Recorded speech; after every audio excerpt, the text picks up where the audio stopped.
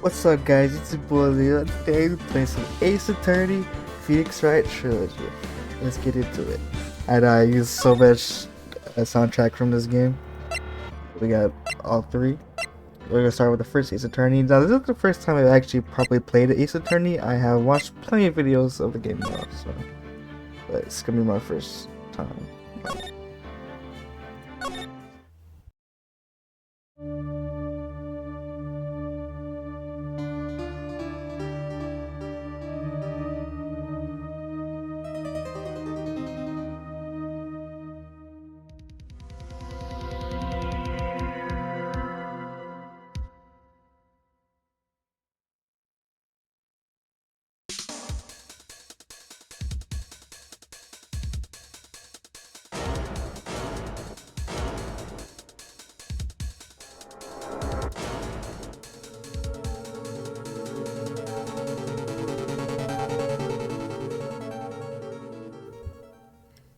This is gonna be so weird for me having to say what the characters are saying, like reading out loud, type, because I never really do it. I see so many people play the game and do it, and they do pretty good at it. But like for me, it's probably not gonna be as good. So here we go. Boy, am I nervous. Right. Oh, hiya, Chief. Phew, I'm glad I made it on time. Well, I have to say Phoenix. I'm impressed. Yeah, I'm gonna be water. Everyone takes on a murder trial right off the bat like this. Says a lot about you. And your client as well. Thanks. Actually, it's because I owe him a favor. A favor? You mean you knew the defendant before this case? Yes. Actually, I kinda owed my current job to him. He's one of the reasons I became an attorney. Well, that's news to me. I want to help him out any way I can. I just really want to help him. I owe him that much. It's over! My life! Everything! It's all over! Is that your client screaming over there? Yeah, it's him. Death! Despair! Oh! I'm gonna do it! I'm gonna die! It sounds like he wants to die. Yeah. Nick! Hey there, Larry. Dude, I'm so guilty. Tell him I'm guilty. Give me the death sentence. I'm afraid to die. What? What's wrong, you, Larry? Oh, it's all over. I'm finished. Finished. I can't live in a world without her. I can't. Who took her away from me, Nick? Who did all this? Oh, Nick, you gotta tell me. Took my baby away. The person responsible for your girlfriend's death? The newspapers say it was you. My name is Phoenix Wright. Here's the story. The first case is a fairly simple one. The young woman was killed in her apartment. The guy they arrested was the unlucky sap dating her. Larry Butts, my best friend since grade school. Our school had a saying, when something smells, it's usually the butts. Classic. In the 20 years I've known him, it's usually been true. He has a knack for getting himself in trouble. One thing I can say though, it's usually not his fault, he just has terrible luck. But I know him better than anyone that he's a good guy at heart. That and I owe him one, which is why I took the case, to clear his name. And that's just what I'm going to do. August 3rd, 10 a.m., District Court, Courtroom number 2. Court is now in session for the trial of Mr. Larry Butts. The prosecution is ready, Your Honor. The defense is ready, Your Honor. Mr. Wright, this is your first trial, is it not? Yes, Your Honor. I'm a little nervous. Your conduct in this trial will decide the fate of your client. Murder is a serious charge. For your client's sake, I hope you can control your nerves. Thank you, Your Honor. Mr. Wright, given the circumstances, I think we should have a test to ascertain your readiness.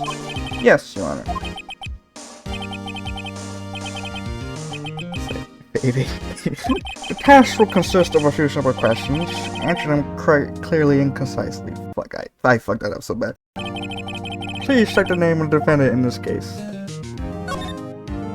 The defendant? Well, that's Larry Butts, Your Honor. Correct. Just keep your wits about and you'll do this fine. Next question. This is a murder trial. Tell me what's the victim's name. Phew. I know this one. God, I had to keep the report over the cover so many times. It's... wait. Uh-oh. No way. I forgot. I'm trying to total blank here.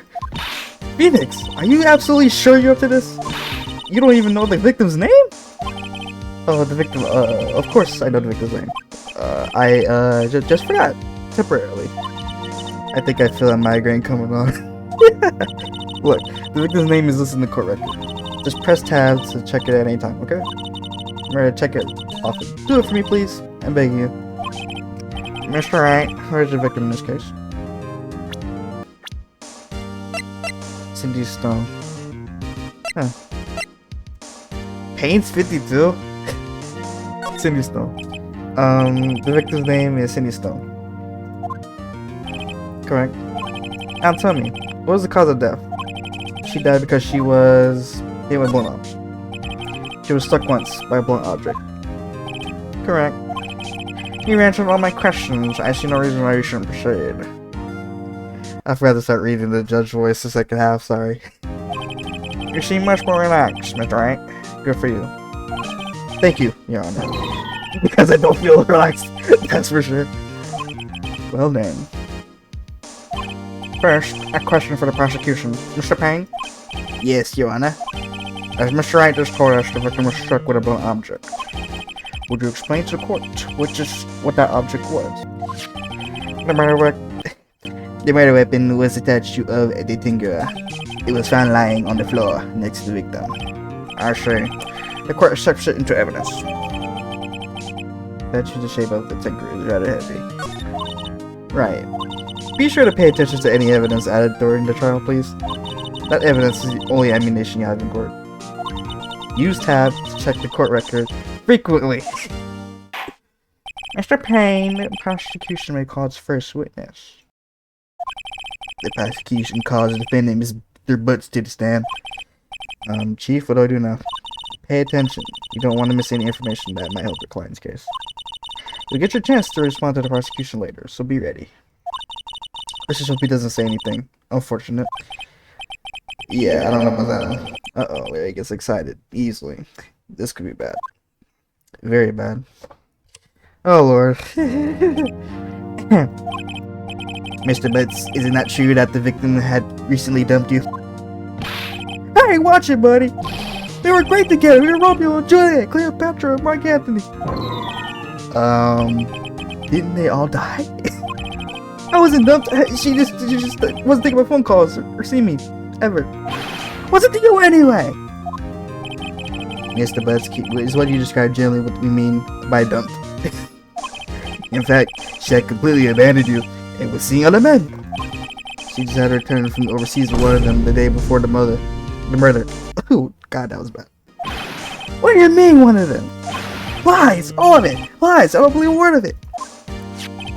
Your Honor, the victim's passport. According to this, she was in Paris until the day before she died. The victim apparently arrived home on Paris from the day before the murder. Indeed. She appears to have returned the day before the murder. Dude, no way. The victim was a model, but she didn't have a large income. It appears that she had several. Wow, bro, yo, you deserve better, my nigga. I can't believe this. Sugar? Yes, older man who gave her money and gifts. She took their money and used them to support her lifestyle. Dude! You can clearly see what kind of woman Miss Stone was. Tell me, Mr. Butts, what do you think of her now? Right. I don't think you wanted him to answer that question. Yeah, Larry has a way of running his mouth in all the wrong directions. Should I? Wait and see what happens. Stop him from answering. Fuck it, we'll stop him from answering. My client had no idea the victim was seeing other men. Which is relevant to the case. Oof. No, Nick! What do you mean irrelevant? That's cheating! Cheat. I'm gonna die! I just couldn't drop dead! Yeah, when I met her in the afterlife, I'm gonna get to the bottom of this. Let's continue with the trial, shall we? I actually kind of want to see what would happen if didn't interrupt him from saying anything, but best we probably did. I believe the accused's motive is clear to everyone. Yes, quite. Oh boy, this is not so looking good. Next question. You went to the victim's apartment on the day of the murder, did you not? Well, did you or did you not? Well, maybe I did and maybe I didn't. Uh-oh, he went. What do I do? Have him answer honestly, stop him from answering. Him not answering could have him answer honestly. It might be good for our case, but probably not. Let's have him not answer. I'll send him a signal. Like a dog! Well, see, it's like this. I don't remember. You don't remember? Well then, we'll just have to remind you. Oh god. I have a bad feeling about this. We have a witness that can prove he did go to the victim's apartment that day. Fuck. Well, that simplifies matters. Who was your witness? The man found the victim's body just before making the gruesome discovery. He saw the defendant fleeing the scene of the crime. Order in the court. Mr. Payne, the prosecution may call this witness. Yes, Your Honor. This is bad. On the day of the murder, my witness is selling newspapers at the victim's building. Please bring Mr. Frank Sawit to the stand. Oh god, this fucking guy. I forgot. Mr. Sawit, you sell newspaper subscriptions, is this correct? Oh, yes. Newspapers, yes. Mr. Sawit, you may proceed with your testimony. Please tell the court what you saw on the day of the murder. Witness testimony. Okay. I gotta try to figure out the voice of this guy because he's like scam salesman. I don't have that like lively attitude. I'm more monotone. So. I was going door to door selling subscriptions when I saw a man fleeing his apartment. I thought he might be in a hurry because he left the door half open behind him. Thinking it was strange, I looked inside the apartment. Then I saw her lying there. A woman, not moving. Dead! I quailed and frightened and found myself unable to go inside. Thought to call the police immediately. However, the phone in her apartment wasn't working. I went to a nearby park and found a public phone. I remember the time exactly. It was 1 p.m. The man who ran was, without a doubt, the defendant sitting over there.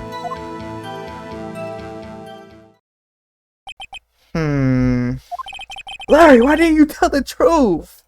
I can't defend you against a testimony like that.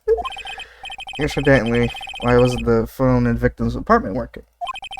Your Honor, at the time of the murder, there was a blackout in the building. Aren't phones supposed to work during a blackout? Yes, Your Honor. However, some cordless phones do not function normally. The phone that Mr. Sawit used was one of those, Your Honor. I have a record of the blackout for your perusal.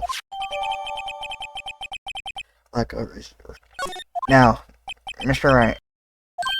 Yes, yes, Your Honor. You may begin your cross-examination. Cross-examination, Your Honor. Alright, right. This is it. The real deal. Oh, I love this music. What exactly am I supposed to do? Why, you expose the lies in the testimony of the witnesses gave. Lies? What? He was lying? Your client's innocent, right? Then that witness must have lied in his testimony. Or is your client really guilty? How do I prove he's not? You hold the key. It's in the evidence. Compared to the witness testimony to the evidence at hand. There's bound to be a contradiction in there. First, find the contradictions between the court record and the witness's testimony. Then, once you've found the contradicting evidence, present it and rub it to the witness' face. Rub it to the witness' face is crazy. Hey, Okay. Open the court record with tab and then point out the contradictions in testimony. Cross-examination. Can I press? I can't. Hold it! Isn't a man leaving an apartment a common sight? I find it odd you would take notice of him. I don't know, he just seemed strange to me, that's all. Like he was mad and yet frightening at the same time. Just like a criminal fleeing the scene of a crime. The defense requests the witness refrain from conjecture. Of course, what the witness means is that the man saw it, he looked suspicious. So, what happened next? I thought he must be in a hurry because he left the door half open behind him. Half open, you say? Yes, the door was half open. Halfway, yes! I watched for a moment, but no one came to close the door. That's odd, in the big city like this, I thought. I see. And what happened next? Thinking it was strange, I looked inside the apartment. What gave you the idea to do that? Well, the door was half open, you see. Is it only humans that want to peek? We climb mountains because they are there. It's the same thing. Sure, words have never been spoken. Anyone will look inside. I did paint cut him off so quickly. So he looked into the apartment. What happened then? Then I saw her lying there. A woman. Not moving. Dead! Are you sure she was dead? Well, no. I guess I wasn't. But she wasn't moving at all, and there was blood everywhere. I guess that would look fatal to anyone. Very well. What happened next? I quailed in fright and found myself unable to go inside. So you didn't touch anything in the apartment? Yes, I meant... No, nothing. Okay, what happened next? I thought to call the police immediately. You thought to call the police? Does that mean you didn't actually call them? Please, just to the rest of the testimony. You thought to call the police. What happened next? However, the phone in her apartment wasn't working. The phone in her apartment wasn't working. Yes, I mean, no, it wasn't. Right. But you said you didn't go into the apartment, or did you? Oh, that? I can explain that. There was a cordless phone on the shelf of the entranceway. I reached inside and tried using it to call. And that phone wasn't working, correct? What happened next? I went to a nearby park and found a public phone. Why use a public phone? Well, you see, I don't have a cell phone. And being in the middle of the afternoon, there's no answer at the nearby apartments. Alright. What time did you call again? And the time exactly was 1 p.m. 1 p.m.? Are you certain? Yes, absolutely. He seems really confident. 1 p.m.? Right. Doesn't that seem a little strange to you? Just some evidence to contradict them. Was out from noon to 6. Yeah. Oh, fuck. This evidence purely reveals the contradiction in that statement, Your Honor. How exactly are the evidence and statement just now related? They aren't, are they? Nope. Not at all. That's alright. Please think facts over before making accusations. Well, I don't think that won't be any voice for that judge. Alright, hold on. Maybe I should have looked a little bit first beforehand. Alright, I didn't press the last statement. Are you absolutely 100% positive? Yes, it was him. Let's think about it. The witness says he's shot down. That's all of it. Okay. Alright. Time of death. Wait, hold on. It was 1 p.m. So from noon to electricity in Miss Stone's building was out from noon to 6 p.m. on the day of the crime. And what's her autopsy say? 4 to 5. Everything lines up so far. What's your number 5 post? Wait. Wait, hold on. If he found her dead at 1, she was, the autopsy report was, yeah, the autopsy report was at 4 or 5, and he said he found her at 1. Yeah, nah. You're fucking lying. You found the body at 1 p.m. You sure? Yes, it was 1 p.m. for certain. Frankly, I find it hard to believe. Your statement directly contradicts the autopsy report. I can never say autopsy correctly. Autopsy that's the time of death somewhere after 4 p.m. There was no body no body to find at 1 p.m. How do you explain this 3-hour gap? Oh, that. This is trivial. The witness has really got the time. I love Payne's objections. After his testimony, I find that hard to believe. Mr. Solid, why are you so certain that you found the body at 1 p.m.? Gee, that's a really good question. Great job, right? Way to put him on the spot. That's all we have to do. Find the contradictions. Lies always beget more lies. He threw one, and the whole story falls apart. Wait, I remember now. Would you care to give your testimony again? Alright, here we go. Part 2. The time of discovery. You see, when I found the body, I heard the time. There was a voice saying the time. It was probably coming from the television. Oh, but it was 3 hours off, wasn't it? I guess the victim must have been watching a videotape program. I already see the contradiction. There was no power in the building. How was the TV on? That's why I thought it was 1 p.m. Terribly sorry about the misunderstanding. Oh, you see it. I see. You heard a voice saying the time when I take the program. Mr. Wright, you may cross-examine the witness. Right. You know what to do. I got this one. I'm still gonna press anyway, just to see any extra information that might help for the next testimony.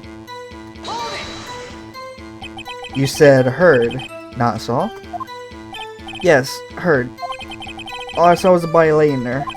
I didn't take a look at anything else, at least at all. My watch. Isn't that a little strange? So you're saying you heard something, but if you were so shocked by the body, you wouldn't hear anything at all. The witness did say he actually heard the time. It's ludicrous to suggest he wouldn't hear anything.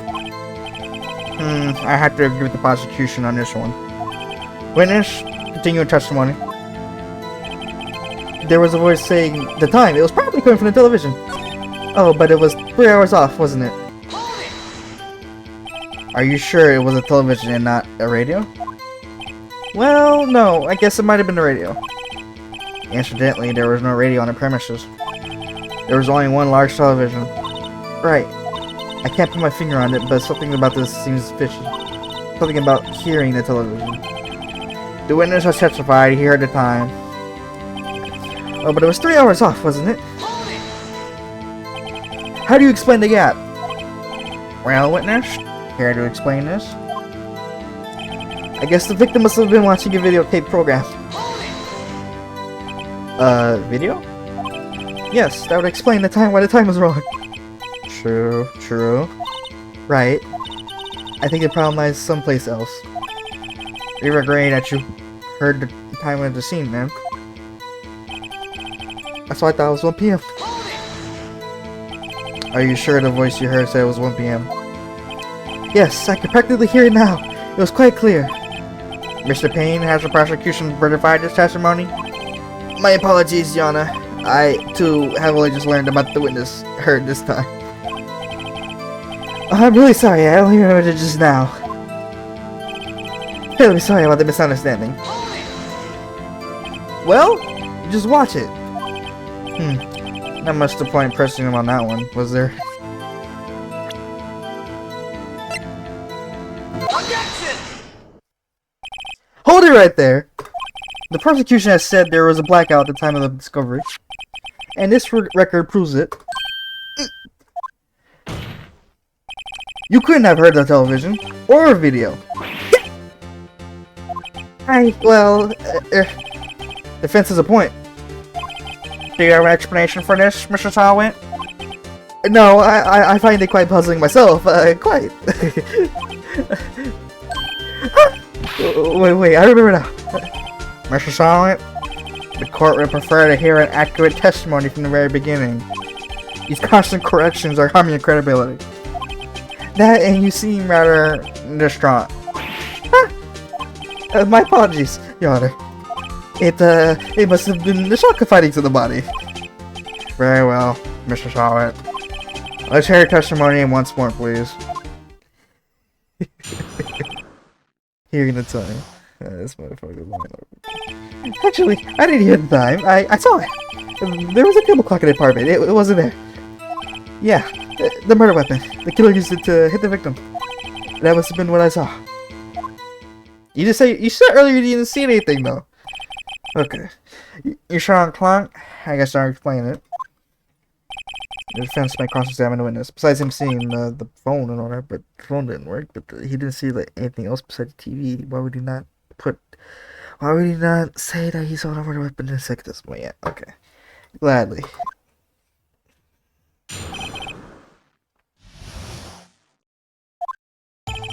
Actually, I didn't hear the time. I saw it. Oh yeah, here's the Erica music. It's getting serious. On the press. That strikes me as a very suspicious mistake. Yes, I can see how you'd see it be a little doubtful. I'm really sorry, I only just remembered that table clock. A table clock? There was a table clock in the apartment, wasn't there? A table clock. Was there a table clock at the scene? It was the first I heard of it. Yeah, the murder weapon. The killer used it to hit the victim. The murder weapon. Yes, the table clock that was used as the weapon. That's what I just said. Did you doze off in the middle of testimony or something? Something is fishy there. That must be what I saw. I'll find a contradiction. Okay, hold on, I didn't press the last statement. That was my bad. Why didn't you tell us that in the first place? I guess it just slipped my mind. I'm not really sure how it happened myself. The witness said he saw the table clock and a story. Now, find a contradiction. Alright. I didn't hear it at the time I saw it. Again, how would you see it if there's a blackout? Hold on. Let me see the rest of the statements. There was a table clock in the apartment, wasn't there? Yeah, the murder weapon. The killer used it to hit the victim. That must be what I saw. That's not the murder weapon, dog. Yeah. Yeah. I'm good. Wait just a moment. The murder weapon wasn't a clock. This was this statue. Now, how is this supposed to be a clock? What? You and your objections and your evidence. Just who you think you are? Just answer the question, Mr. Sawit. Hey, I saw it there, okay? That's a clock. Your Honor, if I may. Yes, Mr. Payne. As the witness stated, this statue is indeed a clock. The neck is a switch, you just tilt it and set the time out loud. As it doesn't look like a clock, I submitted to a statue. My apologies. Actually, so the murder weapon was a table clock after all. Well, Mr. Wright, it appears that the witness testimony was correct. This is a clock. Do you have any problems with this testimony now? Yes. Your Honor, there is a gaping hole in the witness testimony. The only way he could have known the weapon was a clock was to hold it in his hand. True. Yet the witness testified that he never entered the apartment. Clearly, a contradiction. Indeed. The witness knew it was a clock because he went to the apartment. You're lying. You were inside the apartment on the day of the murder. Oh yeah? Prove it. Prove I went in there. I'll do better than that. I can prove you were the one who killed her. You struck her with the clock, and the shock of the blow triggered the clock's voice. That was the sound you heard. Order and a court. Intriguing. Please continue, Mr. Wright. Yes, Your Honor. Mr. Sawit. The sound must have left quite an impression on you. Understandable, since the murder weapon spoke just as you hit the victim. That voice was burned into your mind. That's why you're so certain about the time. Well, what's the meaning of this? This is all baseless conjecture. Baseless? Just look at the witness' face. Would the witness care to elaborate? Did you strike the victim with the clock? I never. Look, the clock I heard. No, I saw. Yeah.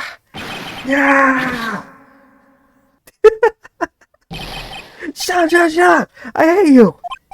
It was him! I tell you! I saw him! He killed her! He should have burned! Burned! Give him death! Holy line. Order in the court, I say. Your Honor, a moment please. There isn't a shred of evidence supporting the defense claims. Mr. Wright! Your Honor. You claim the sound the witness heard came from a clock. Do you have any evidence? The whole case is riding on this. Better think it through carefully. Your Honor, the sound Mr. Selwood heard was definitely this clock. A fact which is clear if you simply ask neighbors. No, try sounding the clock. Let's sound the clock now, here in this court. Your Honor, may I have the clock? Ask the court to listen very carefully. I think it's 8:25. That certainly is a strange way to announce the time. Well, he is the thinker, after all. So, we've heard the clock. What are your conclusions, Mr. Wright? Mr. Payne, can you tell me what time it is now? It's 11:25. Ah! As you can see, this clock is exactly 3 hours slow.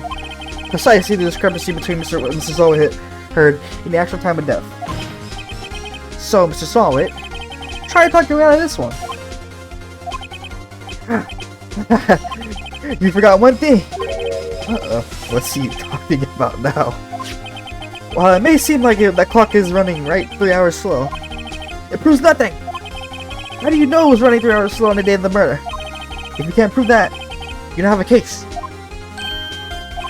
He's right. How am I gonna prove that? Damn it! So close. Mr. Wright, it seems you lack the critical evidence to support your claim. Yes, Your Honor. This means I cannot let you indict the witness. Unfortunately, this ends the cross-examination of Mr. Frank Selwood. Come all the way down here to testify, and look what happens. You treat me like a criminal. A criminal! You lawyers are all slime. Almost had him. Sorry, Larry. I failed you. There's nothing I can do about it now. Not so fast, Mr. Selwood. Yeah, I mean, Chief. Listen up, right? Don't throw this one away. I like this one. Think. But Chief, it's over. I can't prove the clock was slow in the day of the murder. Nobody can prove that. Well, yes. But that doesn't mean you can't still win. Try thinking outside the box. Don't waste time doubting the facts. Assume the clock was 3 hours slow and think through it. Ask yourself, why was the clock 3 hours slow? Figure out that reason, you have your proof. Right? Right? Can you think of a reason as to why the clock would be 3 hours slow? I'm gonna say yes, I'm still thinking. Maybe the blackout? What's the evidence somewhere to prove it, right? Find it and let them have it. Pull! Well, Mr. Wright, you say the clock was already running slow on the day of the murder. Have you found evidence to support this claim? Of course. There is a piece of evidence in the court record that I can prove my claim beyond a doubt. Ha! Tough words! Let's see you pull this one off. Let's change this evidence that proves why the clock was running slow. Oh! She arrived from Paris, and Paris is a different fucking time zone. There you go. The victim had just returned home from about a day before the murder. As we all know, the time difference between here and Paris is 9 hours. When it's 4 p.m. here, it's 1 a.m. on the next day there. The clock wasn't 3 hours slow, it was 9 hours fast. The victim hadn't reset her clock since returning home. That's why the time you heard when you struck her dead in the apartment was wrong. Proof enough for you, Mr. Selwood? Or should I say, Mr. Did It? Yeah, here's the breakdown. Damn. Order! Order! Order, I say! Got his ass. Wow. This case will certainly turn out differently than I expected. Mr. Payne, your witness? He was arrested and has been taken away, Your Honor. Very well. Mr. Wright? Yes, Your Honor? I have to say, I'm impressed. I don't think I've ever seen someone complete a defense so quickly. And to find a true culprit at the same time. Thank you, Your Honor. At this point, this is only formality, but this court finds the defendant, Mr. Larry Butts, not guilty.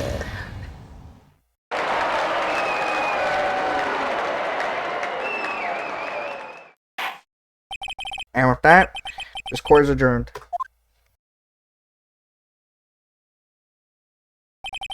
It turns out that Frank Sawwit was a common burglar.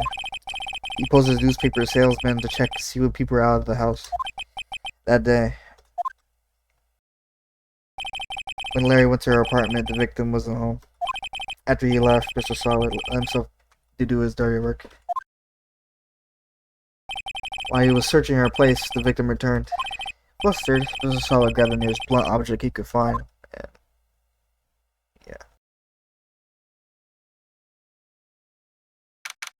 August 3rd, 2:32 p.m. District Court, Defendant Lobby Number 2. Phew, I still can't believe we won. Right, good job in there. Congratulations. Thanks, Chief. I owe it all to you. Not at all. Not at all. You fought your own battles in there. It's been a while since I've seen a trial end on such a satisfying note. I've never seen the Chief looking this happy. If she's this glad, imagine how Larry must feel. My life is over. Larry, you're supposed to be happy. What's wrong now? Oh, Nick. Don't worry about me. I'll be dead and gone soon enough. Good. Wait, no, I mean, bad. Larry, you're innocent. The case is closed. But my Cindy Wendy's gone, man. Gone forever. Larry, she was... Nah, never mind. Yeah, she was messing around with other men. She had sugar daddy. I don't know if you wanted that, Larry. Congratulations, Harry. Harry? Yes, you. I can practically see the headlines now. Harry Butts, innocent. Thanks. I really owe you one. I won't forget this, ever. Let's celebrate dinner. Movie? My treat. It's not gonna be his treat. I don't know why he's lying. Oh no, I couldn't. Hey, I was the one who got you off the hook. Oh, hey. Here, take this. It's a present. A present? For me? Wait, wasn't this the evidence that... Actually, I made this clock for her. I made one for her and one for me. Really? You? You made this? Well, thank you. I'll keep it as a memento. Oh man, that's kind of poetic, isn't it? One clock used for a murder and the next clock used for the next murder. Yo, Nick. Can you believe it? I was so into that chick and she just played me for a fool. Don't that make you just want to cry? Larry. Are you so sure? Excuse me? I think she thought quite a lot of you in her own way. Nah, you don't gotta sympathize with me, okay? Oh, I'm not sympathizing, really. Isn't that right? Right? You have something to show for your friend? Something that proves how she felt about it? Huh? Oh, yeah, right. What the heck is she talking about? Check this out, Larry. Proof positive you weren't just a chump to her. Huh? What about that clock? This is a clock you made for her, Larry. And she took it with her when she traveled. True. Whatever, she probably just needed a clock, that's all. You think so? It's a pretty heavy clock to take traveling. Well, think of it what you will. Hey, Nick. I'm glad I asked you to be my lawyer. Really? I am. Thanks. Hope that made him feel a little better. Right? I hope you see the importance of evidence now. Also, hopefully you realize things change depending on how you look at them. People, too. We never really know if our clients are guilty or innocent. All we can do is believe in them. In order to believe in them, you have to believe in yourself. Right. Listen, learn, grow strong. Never let go of what you believe in. Never. Nope. Think our work here is done?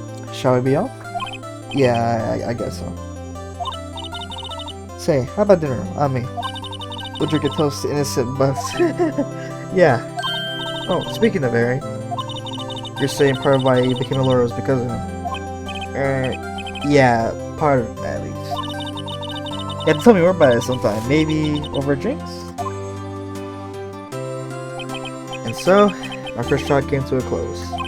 Larry slapped me on the back and said, "Gee, Nick, it's good to have friends." But I'm pretty sure he's not gonna pay us. Unless you count the clock he gave me. I didn't know it, man. But that clock was soon going to be at the center of another incident. And my promise to tell the chief about me and Larry would be one promise that I wouldn't be able to keep. That's case one.